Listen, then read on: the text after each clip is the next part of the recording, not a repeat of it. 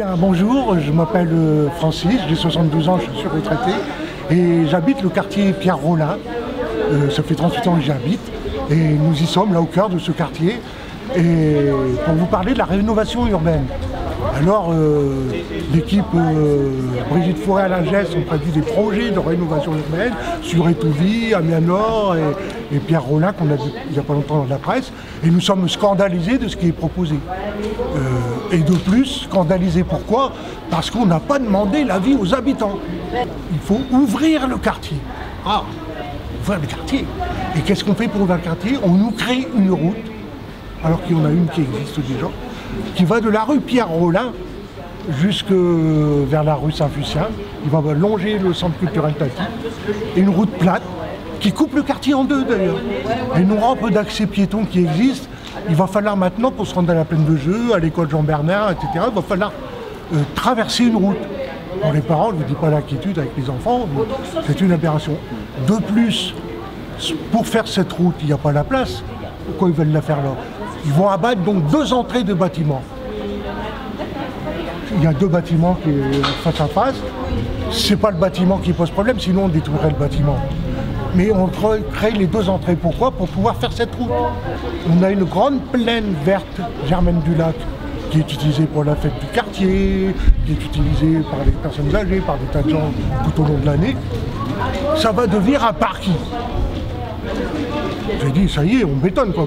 Pourquoi? C'est la voiture, mais pourquoi il n'y a pas de problème pour se garer normalement ici donc, et on laisse plus ou moins entendre que ça avantagerait Auchan qui veut s'agrandir d'avoir cette route parce qu'ils veulent faire une entrée rue Pierre-Rollin, etc. On veut dire qu'Auchan s'agrandit, c'est son problème, ils peuvent le faire, ils ont du terrain pour ça, mais c'est pas ça la rénovation de notre quartier. Je suis content de faire cette vidéo pour dire qu'il y a notre colère, il faut l'exprimer, il faut qu'on empêche ce projet d'aboutir, même s'il a été signé. Et d'ailleurs, il y a des élections municipales.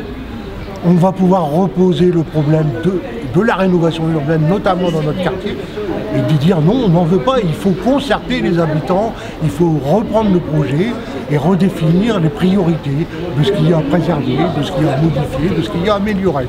Voilà. Et les gens ont des tas de choses à dire. Et pour finir, les 48 logements, les deux entrées, fait 48 logements de familles à reloger. La plupart qu'on a vus ne veulent pas partir, ils se sentent bien ici. Et ces logements, il y a 2 ans, à l'intérieur ont été rénovés. Tant que les gens sont là, ils ne peuvent pas démarrer les travaux, ils ne peuvent pas faire la route. Donc il va falloir reloger les 48 familles. Il y en a qui ne veulent pas partir. Et nous on dit aux gens, organisez-vous. Vous pouvez refuser les propositions, vous demandez à rester. Lui, il y a la rénovation, parce qu'il y a des bâtiments et appartements à rénover, effectivement, à améliorer.